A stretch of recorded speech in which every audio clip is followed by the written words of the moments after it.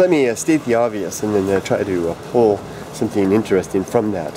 Something interesting is digging is way back there in my mind. I hope I can get it out. Here's the point. Everyone's a native speaker in their own language. Duh. Nothing profound there. But the reason the thought was coming to my mind, I was just getting my lunch. Here I'm here in Yui, Japan. There's absolutely no restaurants open. I can't find any place to get. I want to get a bowl of the famous Yui cherry blossom shrimp ramen or soba or something like that here, but everything seems closed today. So I stopped at 7-Eleven to pick up some bento. And while I was in there, when I was ringing up the cute little girl behind the counter there, young woman I should say, she asked me in perfect English, so where are you from? And near perfect, I would say 99%. In 99% perfect English, she asked me, where are you from? And I said, I'm from the United States, and we wanted to have a nice, it was a nice moment, there were no other customers, so we wanted to have a nice conversation. She'd been in Canada and the United States, Pittsburgh, for 1 year and 3 months, and had managed to pull off an extraordinary feat of becoming a near perfect native speaker. And her intonation, her demeanor, her nonverbal, she had it down. Now, I'm not talking about everybody being a native speaker in terms of the innate capacity or capability some people have of acquiring a second language or anything like that. I'm talking what I was walking away from and thinking about as I walked away from her out of the place was how when I first saw her, she was pretty cute. So I saw her from afar and I noticed her. And before I talked to her, and then my opinion, my impression of her changed dramatically when I spoke with her. When I saw her initially, I saw her as a Japanese, young Japanese, cute Japanese woman. Forgive me, I'm a man. I guess what we do. It's all about your action, right? And I saw her as a beautiful young woman, but I saw her as Japanese, which would mean that she and I would live in worlds apart in terms of our minds. And then when I suddenly discovered that there was an English near native speaker living under there, I realized that she had that all along. When one of the things that happens when we see someone from another culture, we imagine the distance is so much that they are distinctly different, and we forget that they hold native fluency. There's the point.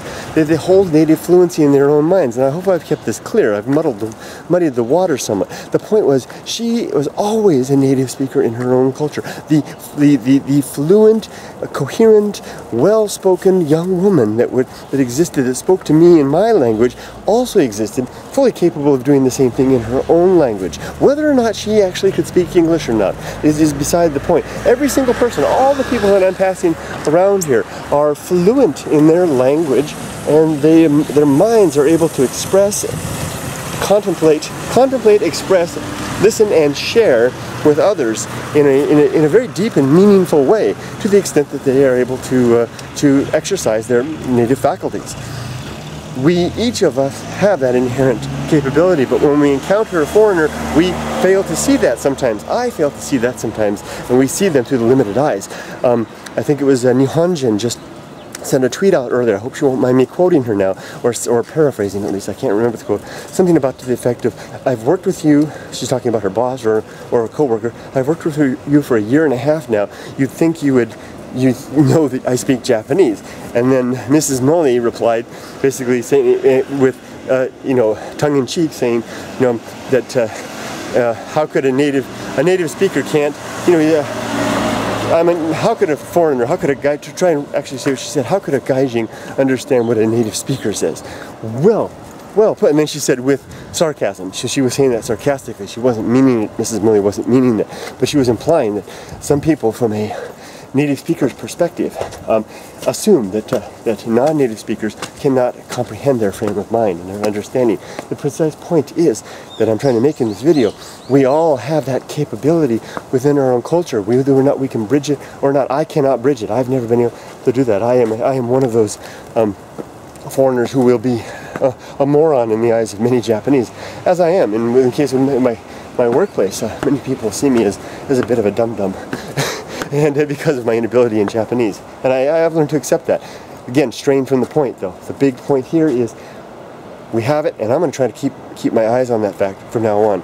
try to remember when I see that cute little girl, young woman there at the combini, whether or not she can speak English, there's a fully functioning, capable, thinking woman to a greater or lesser degree, as we all have, in there.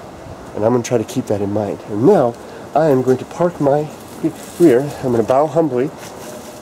And I'll make a little offering. I'll get my pack out. I'll make an offering. Don't worry. And I'm going to have my lunch here at the Ingawa and hide from the rain and the sweat a little bit. Thanks for watching out.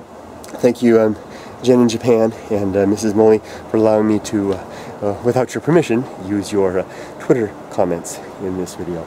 Isn't this beautiful? Look at this. Just one last thing. Look at the biwa, the fruit, freshly fallen fruit from the biwa tree, wherever it may be. Hey, that rhymes. And the emerald platypus over there. You know what? I'm going to go sit over here on this side. This is just so lovely. Well, I'll sit right here. Take care, everybody. Thanks for dropping by. I'm starting to ramble. I'm starting to go nuts, as always. Bye-bye.